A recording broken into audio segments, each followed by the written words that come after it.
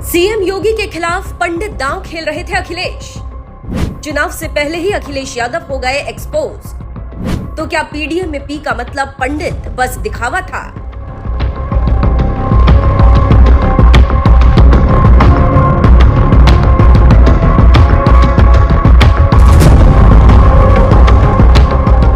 उत्तर प्रदेश की सत्ता हासिल करने के लिए सपाई मुखिया अखिलेश यादव ने साल 2017 में राहुल गांधी से हाथ मिलाया था, लेकिन इसके बावजूद यूपी की जनता ने दोनों की जोड़ी को नकार दिया और बीजेपी को जिता दिया।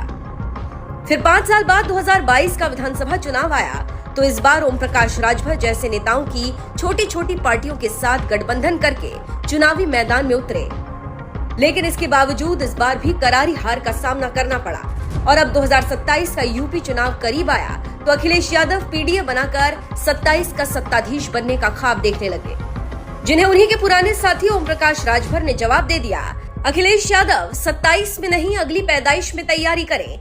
ये लोग अब जा रहे हैं 27 में तो छोड़िए, अगली पैदाइश में भी नहीं आने वाले हैं। अखिलेश यादव तो कह रहे हैं कि बीजेपी जा रही है। अखिलेश यादव जी 27 में नहीं अगली पैदाइश में तैयारी करें।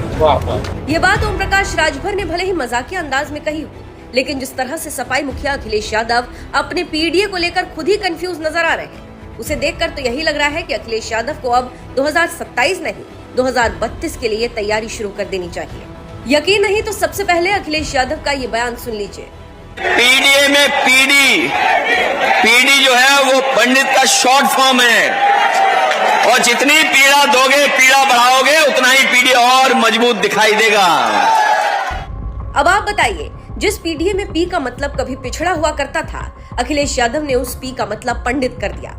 लेकिन मजे की बात तो यह है कि जिस ब्राह्मण वोट के लिए अखिलेश यादव ने पीडीए में पी का मतलब पंडित बताया था, अब उसी पंडित समाज को लॉलीपॉप दिखा दिया।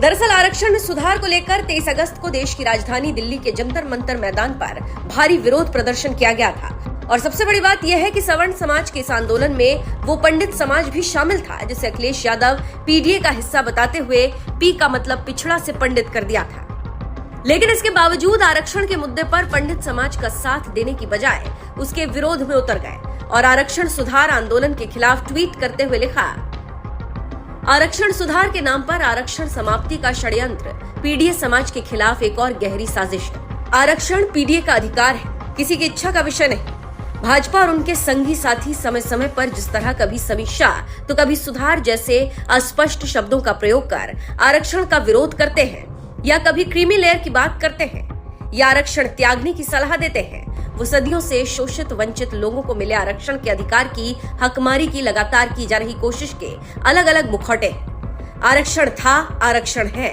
आरक्षण रहेगा। बात आरक्षण में सुधार की आई तो अखिलेश यादव तुरंत पलटी मार गए और पंडित समाज का साथ देने की बजाय दलित पिछड़ों के साथ खड़े हो गए। इसी बात से समझ सकते हैं कि अखिलेश यादव के लिए पंडित से ज्यादा जरूरी पिछड़ा और दलित समाज है।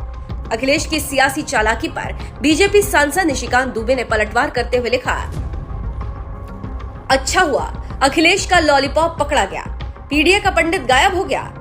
तो वहीं पत्रकार अजीत भारती ने भी अखिलेश यादव को मुंहतोड़ जवाब देते हुए लिखा, ये बात वो जातिवादी नेता लिख रहा है जिसके परिवार का अजन्मा व्यक्ति भी अल्ट्रासाउंड में हाथ में सांसदी या विधायकी का टिकट लिए दिखता है। आरक्षण सुधार आंदोलन के विरोध में उतरे अखिलेश यादव के खिलाफ सोशल मीडिया पर कुछ इसी तरह का गुस्सा देखा जा रहा है, क्योंकि कुछ ही दिनों पहले की बात है जब अखिलेश यादव पीडीए में पी का मतलब पंडित बताकर ब्राह्मण समाज का हमदर्द बनने की कोशिश कर रहे थे। लेकिन जैसे ही आरक्षण सुधार आंदोलन के समर्थन में खड़े होने की बात आई, ऐसा लगता है कि ब्राह्मणों को ही भूल गए, क्योंकि सवर्णों के इस आरक्षण सुधार आंदोलन में ब्राह्मण समाज भी बढ़ चढ़ कर हिस्सा ले रहा है।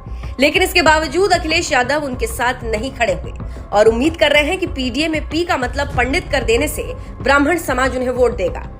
अखिलेश के इस कदम पर आपका क्या कहना है? अपनी राय में कमेंट कर जरूर बताएं। साथ ही आरक्षण सुधार आंदोलन के बड़े चेहरे पत्रकार अजीत भारती ने इस मुद्दे पर क्या कुछ कहा, वो भी सुन लीजिए। देखिए, हमारी सबसे बड़ी डिमांड तो यह है कि सरकार एक व्हाइट पेपर लेकर के आए कि अभी तक जो तुमने ये 80 साल तक आरक्षण दिया है, जिन जिन को दिया है, और उनकी संख्या बढ़ती ही जा रही है, मतलब लोग बैकवर्ड होते ही जा रहे हैं, तो इस पर एक व्हाइट पेपर लाओ कि भाई इससे लाभ किसको मिला है। ओबीसी में 3-4 जातियां हैं जो 70-80% आरक्षण ले रही है, एससी में भी सेम है। हजार जातियाँ इन दोनों समूह में ऐसी हैं जिनको कभी आरक्षण का कोई लाभ नहीं मिला है आज तक। मतलब उनके बच्चे घोंघा चुन करके खा रहे हैं, चूहा पकड़ के खा रहे हैं। मैं बिहार से आता हूँ, मुसहर समाज के बारे में अगर कोई जानता हो, नहीं जानते हैं, सर्च कीजिए कि उनकी कितनी विकट स्थिति है। उनके बच्चों को कोई आरक्षण नहीं मिल रहा है। क्यों?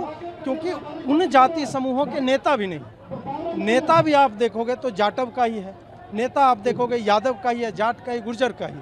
जो इन जाति समूहों में सबसे घटिया स्थिति में है, उन लोगों के नेता तक नहीं, नेता नहीं है इसलिए प्रेशर नहीं बनता है, और वो कभी भी एक्चुअल लाभार्थी तक नहीं पहुंचता है जहां पहुंचना चाहिए।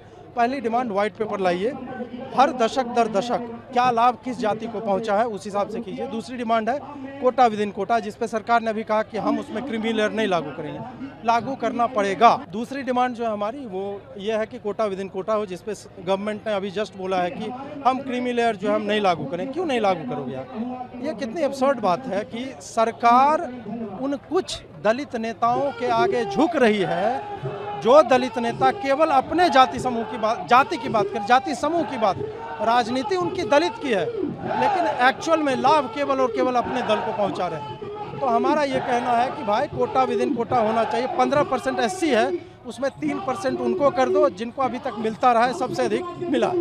12% बचेगा, उसमें 1, 2, 3 कर सकते हैं आप, 4%, 3%, 6% ऐसे करके, ताकि एक्चुअल में जिसको चाहिए वहाँ तक पहुँचे। तीसरा डिमांड है मिनिमम मार्क्स का।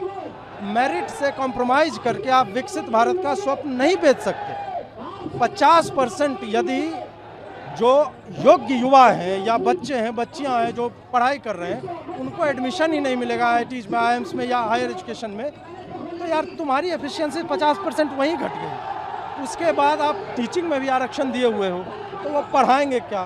फिर आपके जो लोग हैं वो भाग जाते हैं बाहर, काहे कि उनको अच्छा रिसर्च के लिए मिल रहा है। आपने रिसर्च की फंडिंग इतनी लिमिटेड कर रखी है कि वो रिसर्च नहीं कर पाते, तो क्या करेंगे?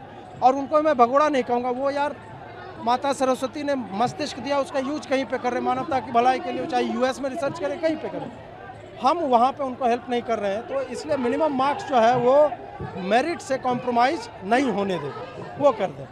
फिर एक रास्ता है EWS को SC के एट पार ट्रीट किया जाए। जिस वर्ग की परिभाषा में इकोनॉमिकली वीकर लिखा हुआ है, उसको ना तुम फॉर्म खरीदने में सहूलियत दे रहे हो, ना तुम उसका हॉस्टल फीस माफ़ कर रहे हो, ना कोर्स फी उसका माफ़ हो रहा है, तो भाई तुम उसको रिकॉग्नाइज करके क्या मतलब, क्या लॉजिक है इसका? और उसका कट ऑफ भी ऐसा नहीं है कि बहुत ज़्यादा डिफरेंस रहता है जनरल से, लगभग एट पार ही रहता है। तो आपने एक्चुअल में कुछ नहीं किया, ये एक झुंझुना